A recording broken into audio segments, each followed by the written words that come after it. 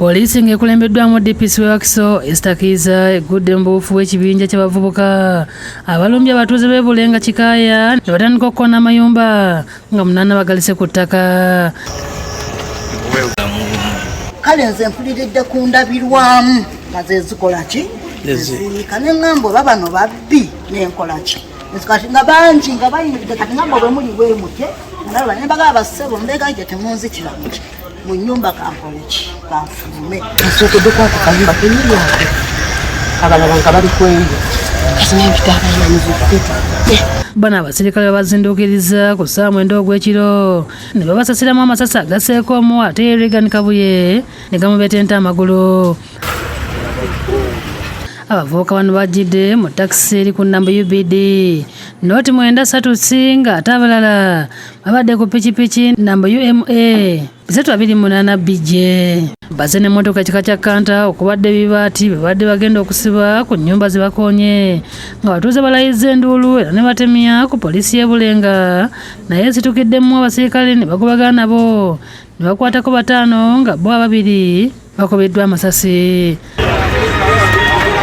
Okuwulira amasasi gakuba okudduka amasasi pikipiki emaze okugamba ebyakolera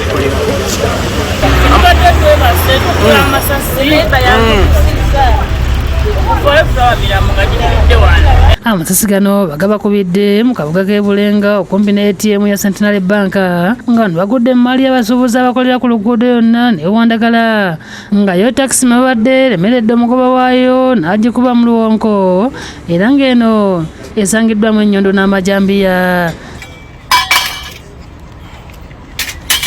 naye tugeze okudda ku takisi wakyaba ate mulimu ebijambiya nga biguddewo ebiti takisi bagezezaako okudduka ne bagikuba wansi n'egwa. Babaleese n'ennyondo n'ebiso batadde ekyalo ku bunkenke balina buli kisa ekya buli kika. Kigambibwa nti abavubuka bano bapangisiddwa omugagga okuva mu bitundu by'e Kawempe nga batuuze mu maka agali 50 bali ku Werinde oluvannyuma lw'omugagga ono okubalagira okwamuka ettaka ku batudde ng'agamba nti alina ekyapa kyalyo.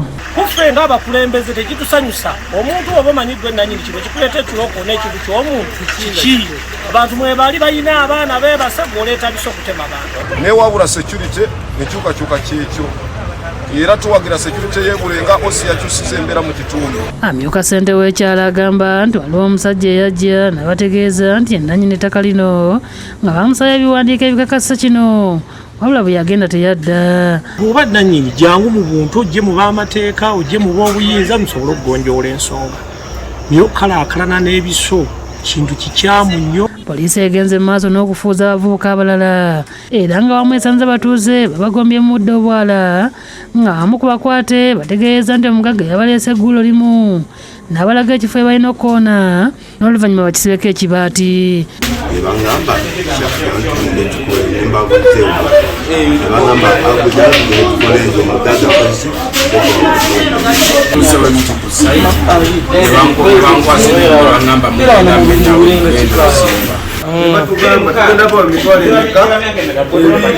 Omwogezi wa poliisi mu kampani Emirama Patrick Onyanga agambye nti ng'ogyeko okumenya amayumba abavubuka bano bakoze road block ey'ekimpatiira nga bali mu kunyaga abantu ate nga bamenya amayumba gaabwe. Ate ne bateeka ne basulawo emisanvu ba road block illegal road block ne batandika okuba abantu masimu sente. Onyanga agambye nti atiddwa abadde ayagala kutema omusirikale ate omulala Kabuye Simatuse naye abadde agezaako okulwanagana. Mu musirikale ne bamukuba amasasi agamutirawo. Omulala naye abadde agezaako okulwana oyo ne bamukuba amasasi naye amasasi gamukute ku lubuto. Wenjogerera kati afuna obujjanjabi mu ddwaliro Mulago. Abdu Muwonge yakusakidde eggulu lino ku Lwabukedde TV.